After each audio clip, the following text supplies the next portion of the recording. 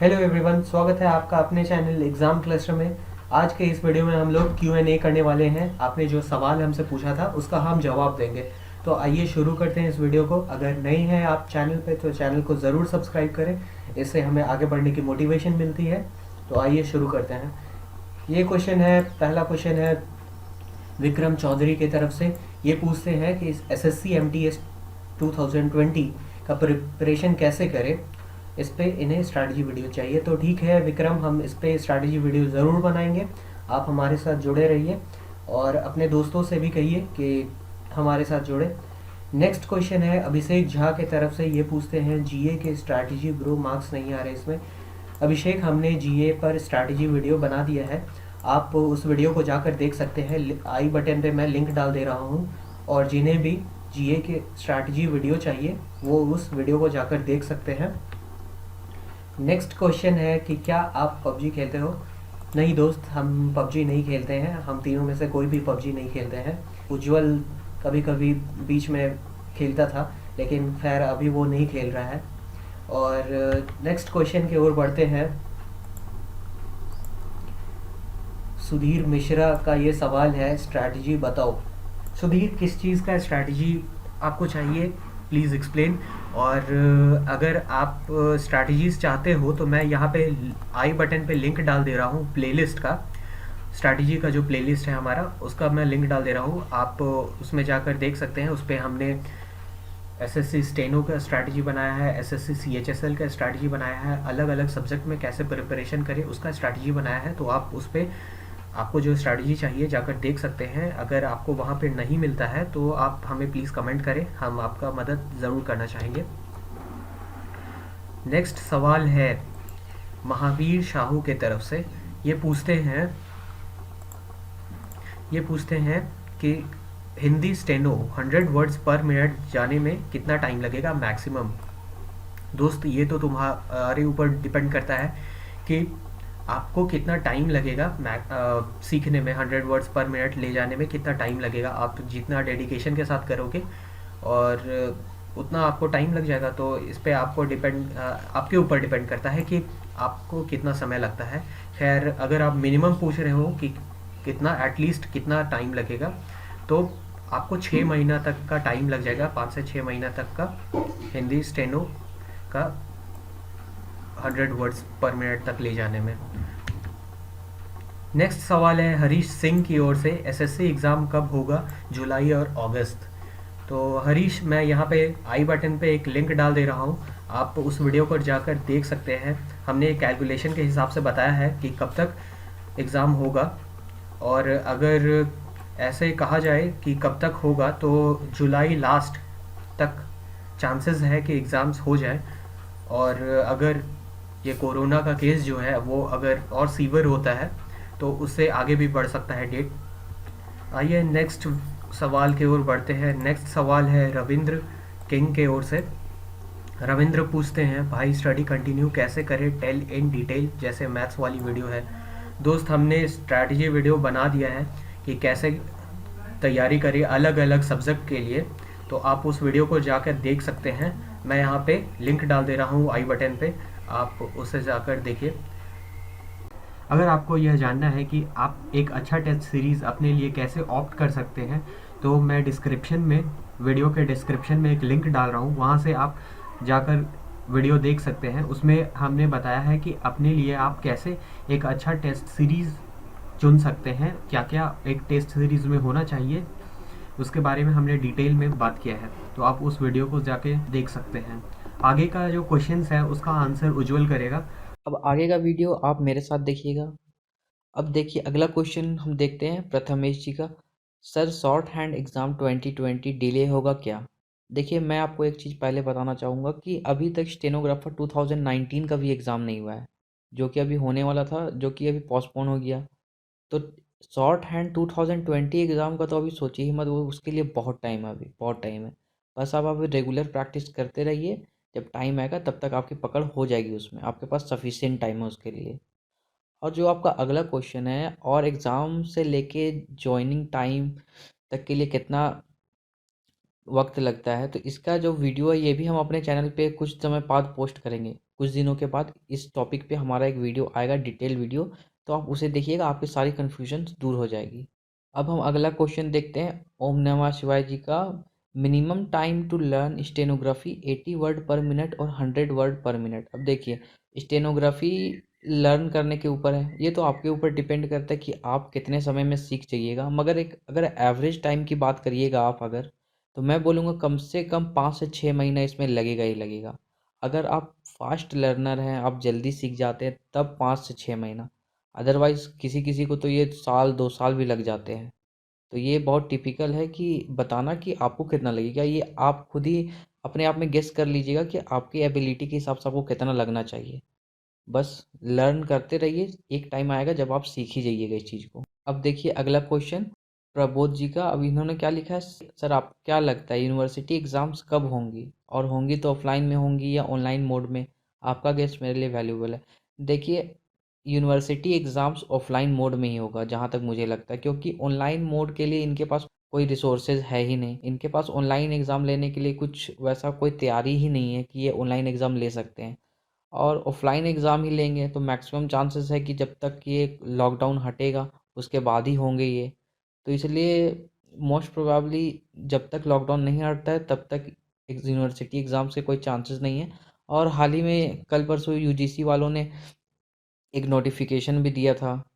उन्होंने दिया है कि जून में आपका 6th सेमेस्टर वालों का एग्ज़ाम हो सकता है। तो ये भी तभी पॉसिबल है अगर लॉकडाउन आपका उठ जाता है, लॉकडाउन ख़त्म हो जाता है, तभी पॉसिबल है।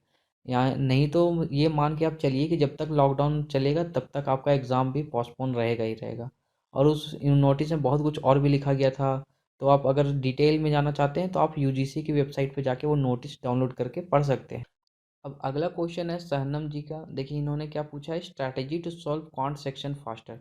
क्वांट सेक्शन फास्टर की क्वांट सेक्शन मैथमेटिक्स वाला जो सेक्शन होता है उसे आप जल्दी कैसे सॉल्व कर सकते हैं। तो देखिए, अब अगर आपको क्वांट सेक्शन को जल्दी सॉल्व करना है और इफ़ेक्टिवली सॉल्व करना है ताकि एक्यूरेसी पे ज़्यादा असर ना पड़े, तो मैं बोलूँगा कि आप उसे या तो फर्स्ट में सॉल्व करिए या तो उसे लास्ट में सॉल्व करिए। क्वांट सेक्शन को बीच में मत सॉल्व कीजिएगा। या तो कौन सेक्शन को एग्ज़ाम शुरू होते ही एकदम सॉल्व करना शुरू कर दीजिए, या तो एग्ज़ाम में आप जब तीनों सब्जेक्ट्स को कवर कर लेते हैं, इंग्लिश, रीजनिंग और आपका जनरल अवेयरनेस, उसके बाद आप कौन सेक्शन को टच करिए। और वो भी अगर कौन सेक्शन को आप फर्स्ट में तभी टच करिए अगर आपका कौन सेक्शन अच्छा है, अगर आपको आपका कौन सेक्शन पे पकड़ है, अगर आपके लिए मैथमेटिक्स थोड़ा इजी है, आपने मैथमेटिक्स में बहुत अच्छी तरीके से तैयारी की है और आपको लगता है कि कौन सेक्शन आपके लिए आसान होगा, तभी आप कौन सेक्शन को फर्स्ट में अटेम्प्ट लीजिए, वरना उसे लास्ट के लिए ही छोड़ दीजिए, अदरवाइज़ ये बहुत टाइम खा जाएगा आपका। अब देखिए अगला क्वेश्चन है आयुष जी का। इन्होंने पूछा है कि सी एच एस एल 2019 का एक्सपेक्टेड डेट और S S C M T S का रिजल्ट कब तक आएगा। देखिए सी एच एस एल 2019 का एक्सपेक्टेड डेट जो भी होगा, वो एक तरह से हम लोगों के चैनल पे एक पुरानी वीडियो थी जिसमें हम लोगों ने बोला था कि ये जून के लास्ट वीक में हो सकता है, और अभी तक मोस्ट प्रोबेबली चांसेस हैं। और ये भी डिपेंड करता है 100% कोरोना वायरस के ऊपर में। जब तक ये लॉकडाउन नहीं हटेगा तब तक कोई भी एग्ज़ाम्स होने के चांसेस नहीं हैं। तो अगर मैं ईमानदारी से बोलूँ तो ये पूरा पूरी जो डिपेंड करता है एक्सपेक्टेड डेट, ये डिपेंड करता है लॉकडाउन के ऊपर में। जब तक लॉकडाउन नहीं हटेगा तब तक सी एच एस एल का एग्ज़ाम नहीं हो सकता। मान लीजिए कि लॉकडाउन हट गया कुछ समय के बाद, तो मोस्ट प्रोबेबली चांसेस है कि अगर ये मई में हटता है तो आपका जून का लास्ट से एग्ज़ाम्स शुरू हो जाएंगे, तुरंत लास्ट वीक ऑफ जून से एग्ज़ाम शुरू हो जाएगा। और दूसरा है S S C M T S का रिज़ल्ट कब तक आएगा। तो देखिए सी एच एस एल का एग्ज़ाम अभी पेंडिंग में चल रहा है, कि मतलब ये आधा में रुका हुआ है, जैसे कि आपको पता ही है होगा। तो देखिए एस एस सी वालों का क्या होगा, प्रायोरिटी मैं बता देता हूँ। जैसे ही अगर लॉकडाउन हटता है तो सबसे पहले तो वो आपका सी एच एस एल का एग्ज़ाम लेकर अगर कंप्लीट करेंगे, जो कि उनका अभी पेंडिंग में चल रहा है। उसके बाद अभी जेई जूनियर इंजीनियर का एग्ज़ाम उनका पेंडिंग में है, तो वो करवाएंगे उसके बाद वो। उसके बाद एसएससी क्या करेगा, उसके बाद स्टेनो का एग्ज़ाम करवाएगा, जो कि वो भी पेंडिंग में चल रहा है। तो ये एसएससी वालों का मेन प्रायोरिटी अभी यही होगा कि वो सारे के सारे जितने भी पेंडिंग एग्ज़ाम्स थे उनको वो पहले करवा लेंगे, उसके बाद वो रिज़ल्ट वाले टॉपिक पे देखेंगे। तो अगर आप एसएससी एमटीएस के रिज़ल्ट के बारे में सोच रहे हैं तो उसके लिए अभी बहुत टाइम है, तो बस उसके लिए वेट कर सकते हैं अभी। और ये सारा कुछ डिपेंड करता है आपका ये लॉकडाउन के ऊपर में। जब तक ये लॉकडाउन ख़त्म नहीं होता है तब तक इन सारे चीज़ का भी कोई मतलब ही नहीं बनेगा। अगला क्वेश्चन है रुबीना जी का। इन्होंने पूछा है strategy to solve reasoning and English faster for stenographer pre exams, कि प्री एग्ज़ाम में रीजनिंग और इंग्लिश को कैसे सॉल्व कर सके जल्दी से जल्दी। तो इसके लिए हम एक डिटेल्ड वीडियो लाएंगे अपने चैनल पे कुछ समय के बाद। ज़्यादा दिन वेट हम लोग नहीं करवाएंगे, कुछ टाइम के बाद इस टॉपिक के ऊपर एक डिटेल्ड वीडियो आएगी। तो आप बस केवल हमारे चैनल से जुड़े रहिए और आपको ये वीडियो ज़रूर पसंद आएगा। अब देखिए अगला क्वेश्चन है आशीष नायक जी का। इन्होंने पूछा है कि after clearing the SAS exam can a DO have any chances to get divisional accountant if he is not interested in AAO और they get only AAO post. अब देखिए आपका जो क्वेश्चन है वो मैं सीधे टर्म में यही बोलना चाहूँगा कि आपने एग्ज़ाम पास किया ग्रेजुएट लेवल का और आप पोस्ट लेना चाहते हो सीएचएसएल लेवल का, मतलब 12th लेवल का पोस्ट लेना चाहते हो। तो एक तरह से देखिए कि ये पॉसिबल नहीं है। क्या क्यों? क्योंकि आपने एक बार एसएएस एग्ज़ाम क्वालिफाई कर लिया तो उसके बाद आप एक ऑफिसर ग्रेड में चल जाओगे, और ऑफिसर्स ग्रेड में जाने के बाद आप फिर एएओ की जॉब आपको लेनी ही पड़ेगी। उसके लिए और कोई दूसरा ऑप्शन नहीं है आपके पास। आप डिविजनल अकाउंटेंट का जॉब नहीं ले सकते हो। तो एएओ आपके पास एक तरह का बोलिएगा तो आखिरी ऑप्शन ही हो है, क्योंकि आप उसके बाद आप लोअर डिवीज़न में काम नहीं कर सकते हो। अपर डिवीज़न का एग्ज़ाम एक बार आप क्लियर कर लीजिएगा और आप पोस्ट लेना चाहेंगे तो फिर केवल अपर का ही ले सकते हो। आप अपर डिवीज़न का एग्ज़ाम क्वालिफाई करके लोअर डिवीज़न का जॉब नहीं ले सकते हो आप। अगला क्वेश्चन है आकांक्षा पटेल का। इन्होंने बहुत लंबा चौड़ा मैसेज लिखा है। अच्छा लगा ये जानकर कि कुछ लोग हमारे चैनल को लेकर थोड़े सीरियस भी। तो आपका जो क्वेश्चन है बेसिकली कि आप कैसे तैयारी शुरू करें, अपनी इस एग्ज़ाम्स की जर्नी को कैसे शुरू करें, गवर्नमेंट एग्ज़ाम की जर्नी को। तो इसके लिए हम एक डिटेल्ड वीडियो कुछ समय के बाद फिर बनाएंगे, जिसमें हम उन लोगों के लिए बनाएंगे जो लोग एग्ज़ाम गवर्नमेंट जॉब के लिए तैयारी करना शुरू करना चाहते हैं। तो हम उस वीडियो में बताएंगे कि आप शुरू कैसे करें अपनी इस जर्नी को। और दूसरी बात है कि अगर आप ऑनलाइन प्लेटफॉर्म पे कोई पेड क्लासेस लेना चाहते हैं। देखिए आपने पूछा है कि ऑनलाइन प्लेटफॉर्म ज्वाइन करना क्या ज़रूरी है या नहीं है। तो देखिए ऑनलाइन प्लेटफॉर्म अगर ज्वाइन अगर आप करते हो तो सबसे इम्पोर्टेंट चीज़ और जो सबसे वैल्यूएबल चीज़ अगर आपको उससे मिलेगी तो वो है कि एक आइडिया कि आपको पढ़ना कैसे है। और बहुत सारे जो आजकल चैनल्स हैं जिसमें आपको ये आइडियाज़ फ्री में भी मिल जाएंगे और ये गाइडेंस भी मिल जाएगा फ्री में कि आपको पढ़ना कैसे है और क्या पढ़ना है। देखिए बेसिकली जो गाइडेंस है वो यही है कि आपको पढ़ना क्या है।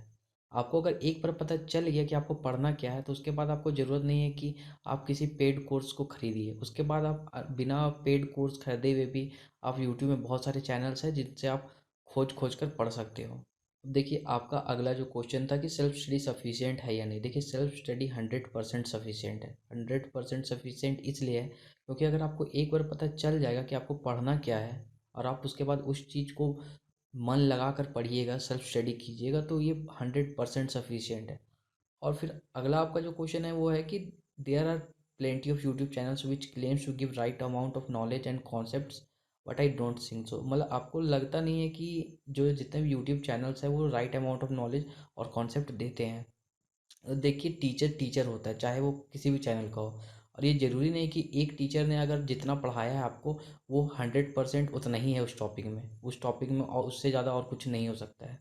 तो ज़रूरी ये है कि आप खुद में एक अपने आप में एक बना के रखिए अपना एक मेंटालिटी कि कोई भी टीचर अगर कुछ भी पढ़ाता है तो ज़रूरी नहीं कि वो 100% हो। आपको ज़रूरी है कि आप हर एक टॉपिक को फिर से चेक करिए कि क्या मैंने जो पढ़ा है वो 100% था या इस टॉपिक में और भी कुछ है। क्योंकि आपको पता है कि टीचर्स टीचर ही होंगे चाहे वो किसी भी चैनल के हों। तो इसमें ज़रूरी ये है कि आप अटेंटिव रहिए कि आप क्या पढ़ रहे हो और कितना पढ़ रहे हो और किससे पढ़ रहे हो। और ये ज़रूर ध्यान रखिएगा कि हमेशा ये चांसेस रहते हैं कि जो टीचर सामने वाला हो वो 100% आपको नहीं पढ़ा रहा हो। यूट्यूब पे जितने भी चैनल्स हैं उनमें से आप किसी एक चैनल को फॉलो ना करके बहुत सारे चैनल्स को फॉलो करिए।